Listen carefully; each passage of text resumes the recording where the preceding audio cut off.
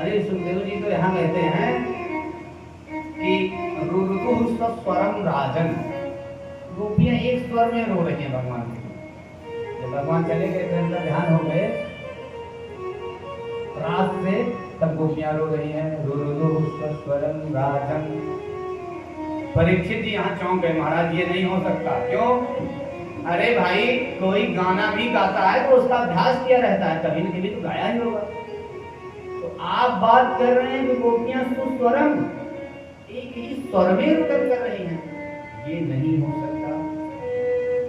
एक ही स्वर में वही रो सकता है जिसने पहले से ध्यान रोने का अभ्यास किया। सभी जाने ना ध्यान कहाँ करना है, ध्यान करना, एक ही स्वर है। तब सुखदेव ने कहा, अरे परीक्षित, ये कोई साधारण स्त्रियां थोड़ी हैं, कोई साधारण पुरुष के लिए थोड़ी रो रही हैं, कोई टिकुली बिंदी के लिए थोड़ी रो रही हैं। कृष्ण दर्शन लालसा, ये इसलिए रो रही हैं कि हमारे नाथ का दर्शन हो जाए। देखो भागवत जी में जितना भी है सब कुछ बताया गया, लेकिन रास पंचाध्यायी को भगवान के पंच पुराण बताए गए।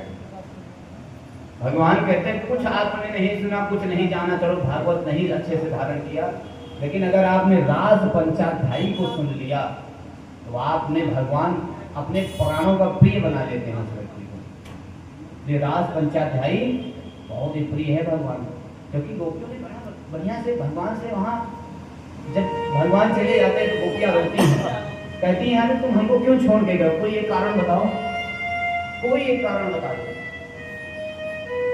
हम आपको कभी परेशान भी तो नहीं करती, आपने बुलाया बंसी बजाकर इसलिए आई हूं, निमंत्रण देते हो फिर चले जाते, ये कैसी बात है? अगर वियोग ही कराना था तो संयोग क्यों कराया आपने?